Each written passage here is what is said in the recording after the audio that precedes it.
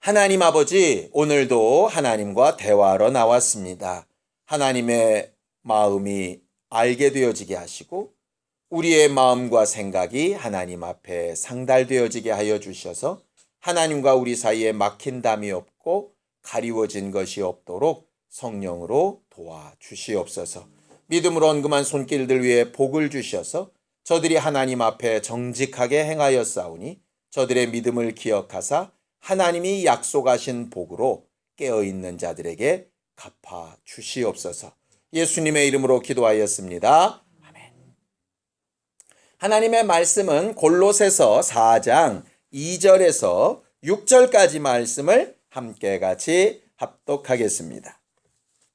골로새서 4장 2절에서 6절까지 말씀을 함께 같이 합독하겠습니다. 함께 읽습니다. 시작. 기도를 계속하고 기도에 감사함으로 깨어 있으라.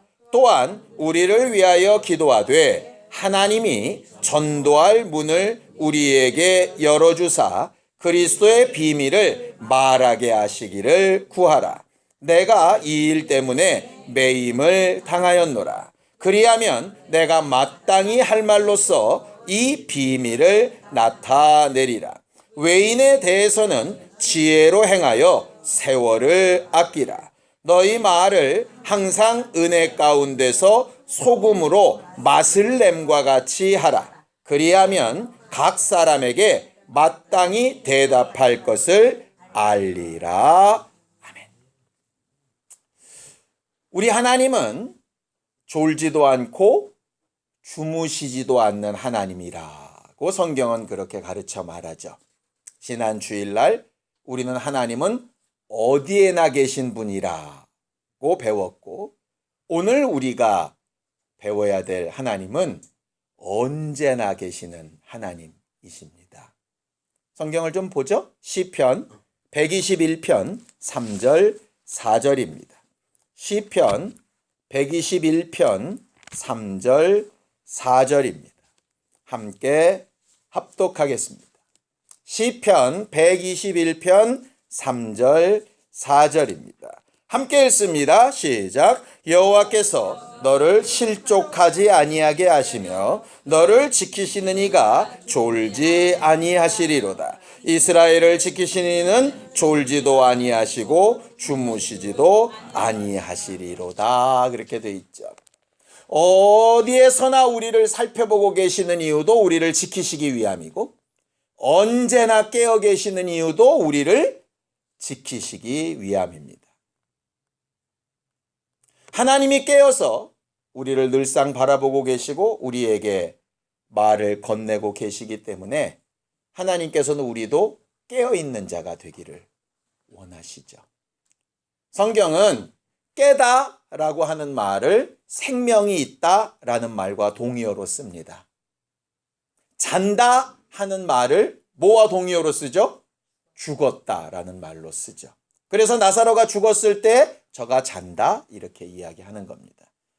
우리가 육체의 삶을 벗고 낙원에 갔을 때에도 잔다 라고 말을 쓰는 거죠. 그렇게 낙원에서 자던 자들을 나팔 소리로 깨워서 데리고 오시는 것을 성경은 말하고 있죠. 그래서 깨어있다 라고 하는 말은 생명이 있다는 말이고, 잔다는 말은 생명이 없다 라고 하는 말이에요. 오늘 그래서 깨어있는 얘기를 좀 하려고 합니다. 11월 달을 좀 항상 깨어 있읍시다. 이렇게 제가 주제를 정했습니다. 성경은 깨어 있으라 라고 하는 말의 명령을 되게 많이 쓰십니다.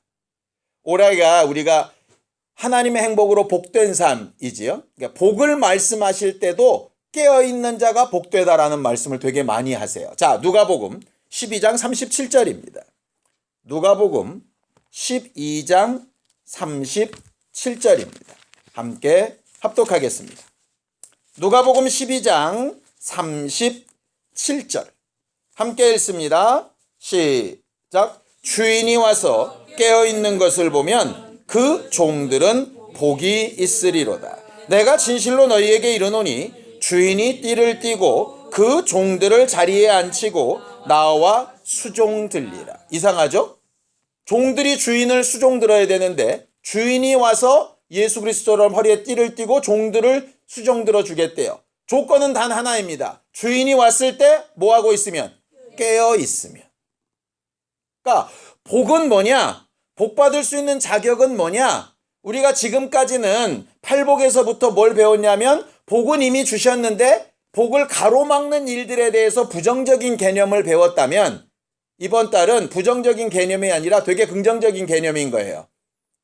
깨어만 있으면 주인이 복을 주신다 인 거죠. 여기만 얘기가 된 게 아닙니다. 자, 요한계시록 16장 15절입니다. 요한계시록 16장 15절입니다. 함께 합독하겠습니다. 요한계시록 16장 15절입니다.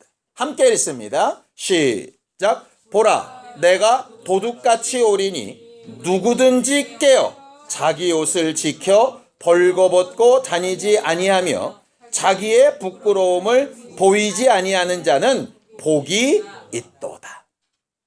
마지막 날 예수께서 다시 오시는 그날에 깨어서 벌거벗지 않고 있는 자들에게는 복이 있다. 예수가 하신 말씀이나 계시록에 요한이 본 환상이 동일한 내용입니다. 그래서 이 두 말씀을 합쳐보면 이렇게 됩니다. 복을 얻고 싶다면 뭐 하고 있으라?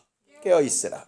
왜 깨어 있으라고 하느냐? 마태복음 25장에 보면 언제 그분이 오실지 알지 못하기 때문에 깨어 있으라는 거예요. 깨어 있으라. 예수께서 제자들과 함께 기도하러 가셨습니다. 겟세마네 동산에. 예수께서 뭐라고 말씀하시죠? 내 마음이 심히 고민하여 죽게 됐으니까 나와 함께 제발 좀 깨어서 기도해 달라고 했어요. 근데 제자들이 계속 졸죠. 피곤해서 눈이 점점점 감깁니다. 예수가 기도하고 돌아오셨는데 여전히 자고 있으니까 나와 함께 1시 동안도 깨어 있을 수 없느냐? 그리고 우리가 잘 아는 말씀을 하시죠. 마음은 원이로되 육신이 약하도다. 그러므로 어떻게 하라고요? 깨어 기도하라. 이렇게 말씀하셨어요. 물론 깨어 기도하라가 앞에 나와 있어서 깨어 기도하라. 그러나 마음은 원이로되 육신이 약하다. 이렇게 우리가 해석하기가 쉬운데 그렇지 않습니다. 원래 문장은 마음은 원인데 육신이 약하니까 약한 육신을 이기기 위해서 뭐가 필요하냐? 깨서 기도해라. 인 거죠. 깨서 기도해라. 그런데 또 다시 기도하고 돌아오셨더니 여전히 자고 있는 거죠. 이번에는 안 깨우십니다. 그냥 가셔서 세 번째 기도하시고 자, 가자. 쉬어라. 안 되겠다. 이렇게 얘기하시는 겁니다. 여기서 깨다라는 말이 뭘까? 어떻게 하는 게 깨 있는 거냐? 눈을 막 부릅뜨고 있으면 깨 있는 거고 철야기도 나오면 깨 있는 거냐? 성경은 분명히 오늘 본문에 딱 깨는 방법을 단 한마디로 가르쳐서 얘기를 합니다. 저는 과거에 이 말씀을 딱 발견하고 나서 얼마나 좋았는지 몰라요. 눈을 이렇게 뒤집어 까라 그러면 되게 힘든데 이거는 할 수 있을 것 같더라고요. 자, 본문으로 돌아가겠습니다. 골로새서 4장 2절입니다. 함께 읽습니다. 시작. 기도를 계속하고 기도에 감사함으로 깨어 있으라. 깨어 기도한다는 얘기가 뭐라고요? 감사하라고요. 감사하라고요.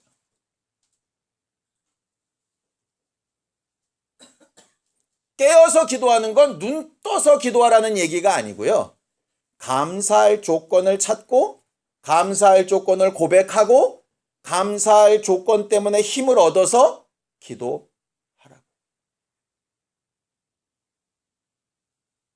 왜 기도할 힘이 없을까? 감사할 조건이 없어서 그래요.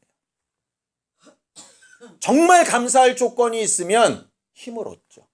이것도 감사하고 저것도 감사한데 왜 힘이 안 나겠어요? 주께서 이렇게 도우신 것도 있고 저렇게 도우신 것도 있고 그 감사가 넘치는데 왜 기도할 힘이 안 나겠어요? 애들이 공부할 때 공부 조금 했더니 수학 성적이 한 20점 확 오르고 공부 조금 했더니 영어 성적이 한 30점 확 오르고 이래가지고 너무 기쁘면 공부할 맛이 나겠죠. 그런데 학원 갔다 왔는데 점수는 그대로고 숙제에 갔는데 못해가지고 맨날 깨지고 이러면 공부할 맛이 안 나죠. 당연히. 신앙생활을 못하느냐? 간단합니다. 기도하고 응답받고 감사할 조건이 계속 넘쳐야 되는데 이게 잘 안 되는 거예요. 선순환이라 그러죠. 선순환. 결과적으로 우리 입에서 감사가 멈추는 순간에 모두 멈추느냐 하면 기도도 멈춥니다. 기도할 힘도 멈추고요. 눈꺼풀은 내려앉고요. 무릎은 주지 않습니다. 그래서 신앙생활 제일 잘하는 깨어있는 방법은 감사할 조건을 찾는 거예요. 쉽지 않습니다. 그러나 감사할 조건을 찾아야 돼요.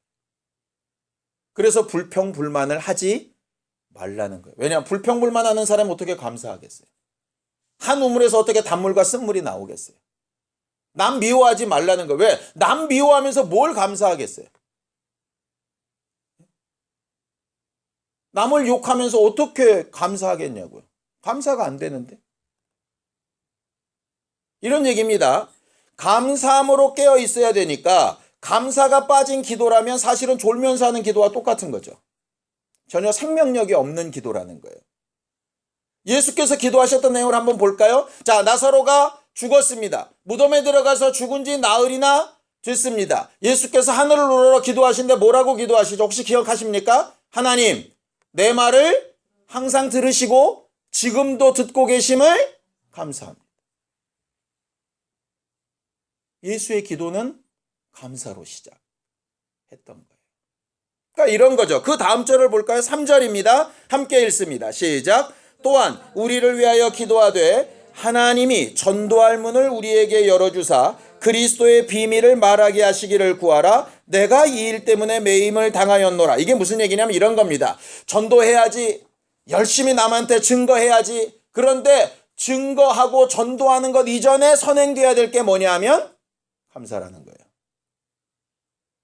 감사하는 사람이 제대로 전도할 수 있어요. 감사가 빠진 전도는 실질적인 전도가 아니죠. 바울이 얘기하는 겁니다. 내가 지금 감옥에 갇혀 있는데 그는 감사합니다. 왜? 자기가 찾아가는 게 아니라 사람들이 면회 와서 전도를 하거든요. 재판장에 서가지고 막 전도를 하거든요. 그러니까 나는 매인 것도 감사한 거예요. 그러니까 전도할 힘이 생기는 거죠. 사람들이 이렇게 얘기합니다. 큰 뭔가가 터지면, 문제 하나가 해결이 나면, 뭔가 일이 잘 되면 내가 그걸 가지고 간증하며 전도하리라. 틀렸습니다. 그거 기다려도 응답 안 됩니다. 또 그게 된다 그래서 전도할 힘이 있지도 않습니다. 어렵고 힘들고 남이 볼 때는 그리 대단하지 않은 상황 가운데서도 감사하면서 전도할 힘이 없으면 나머지 어마어마한 일이 벌어져도 전도할 힘 없습니다. 전도보다 중요한 게 감사예요. 그런데 주변에 계속 불평불만의 소리에 막 그런 거 내면서 무슨 전도를 한다는 거예요. 내게서 좋은 게 뭐가 나갈 수 있겠어요?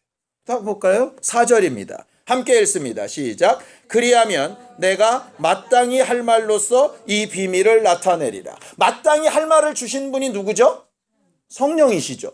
그렇죠? 너희가 관원이나 어디 찾아갔을 때 무슨 말할지 걱정하지 말아라. 그때 너희 안에서 말을 주시는 것은 성령이시다 이랬어요. 성령이 말하게 하시려면 어떻게 해야 된다고요?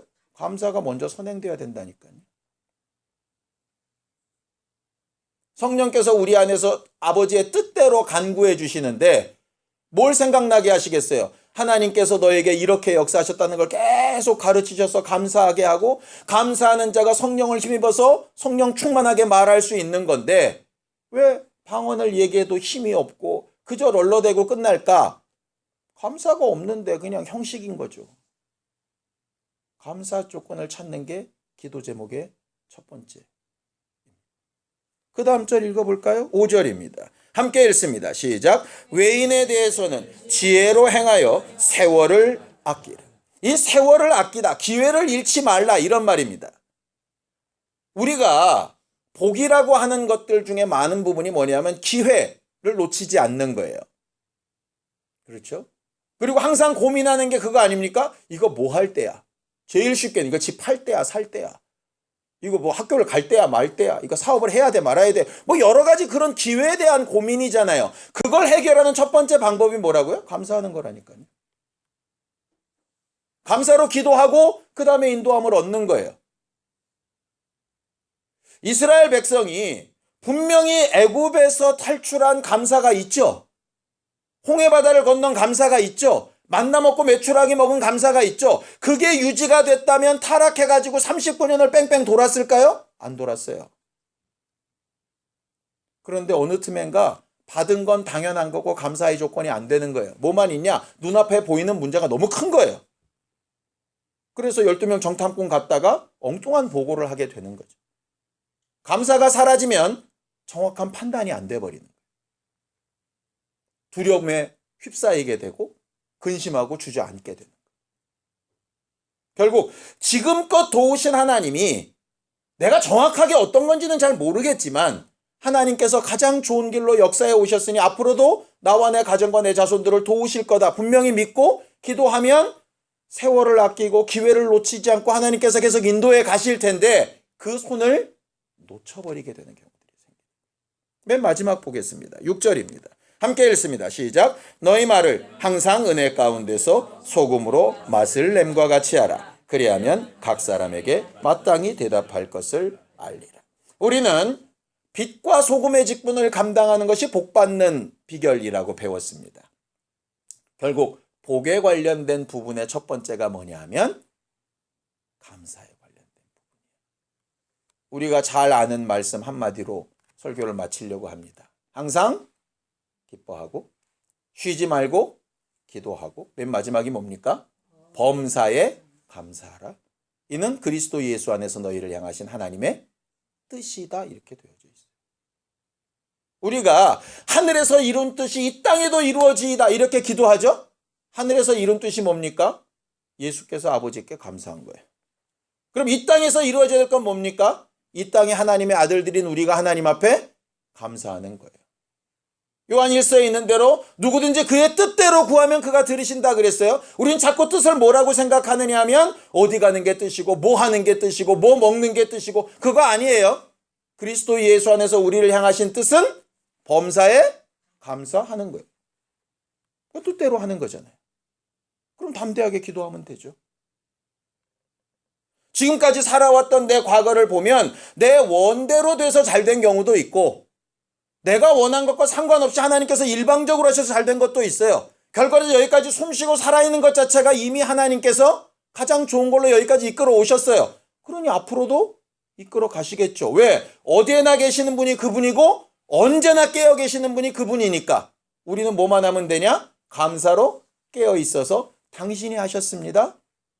당신이 앞으로도 하실 일을 기대합니다. 당장 눈앞에 보이지 않지만 하나님께서 일하실 것을 내가 믿고 계속 주의 손을 놓지 않고 따라가길 원합니다. 감사할 조건을 잃어버리지 않고 낙심하지 않도록 나를 좀 도와주시라고 성령께서 감사할 조건들이 생각날 수 있게 해달라고 기도하는 게 우리의 최고의 기도 제목 아니겠어요? 1년을 거의 마무리하는 시점에서 뭐가 복일까? 하나님께서 인정하시는 사람이 복이죠. 하나님은 어떤 사람을 깨어있다고 인정하느냐? 성경 본문에 있는 그대로입니다. 감사로 깨어있는 자를 살아있다고 여기십니다. 세상 사람들이 볼 때는 미쳤다 그럴지도 모르겠습니다. 병 걸렸는데 뭐가 감사하고 문제가 앞에 산적되어 있는데 뭐가 감사하고 해결난 게 하나도 없는데 뭐가 그렇게 감사하냐고.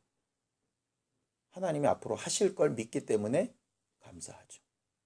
신명기에 들었던 말씀 잘 아시죠? 이미 주신 것을 감사하고 뭘 또 감사하죠? 주실 것을 감사하고. 맨날 그거 추수감사절 때 곡식만 보고 주실 것을 이렇게 생각하지 마세요.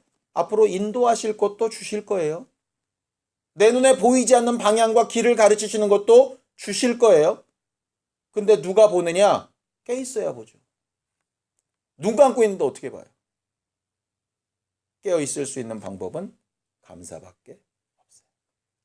11월 한 달 동안 좀 우리 입에서 감사합니다가 계속 고백이 되었으면 좋겠습니다.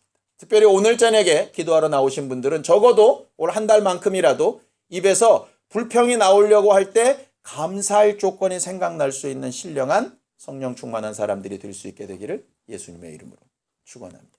함께 같이 기도하겠습니다. 하나님 아버지, 우리는 이번 한 달 항상 깨어있는 교회가 되기를 원합니다. 성령으로 우리 안에 감사할 조건들이 늘 생각나게 하여 주시고 입술 벌려 하나님 앞에 범사에 감사하며 기도하기를 시작할 때에 불평과 불만을 제하시고 원망과 시비를 제하시고 하나님께서 우리에게 약속하신 바를 깨닫고 의지하며 순종하여 이끌림을 받는 거룩한 심령들, 거룩한 가정들, 또 저들이 축복하는 자손들이 다 되도록 도와주시옵소서.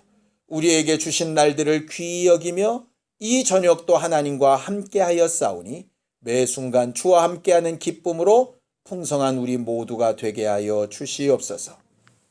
이제는 우리 주 예수 그리스도의 은혜와 하나님 아버지의 극진하신 사랑과 성령님의 감동하시고 함께하시는 분명한 증거가 항상 감사함으로 깨어있기를 원하는 우리 모두 위에 이제로부터 영원까지 함께 있을지어다. 아멘.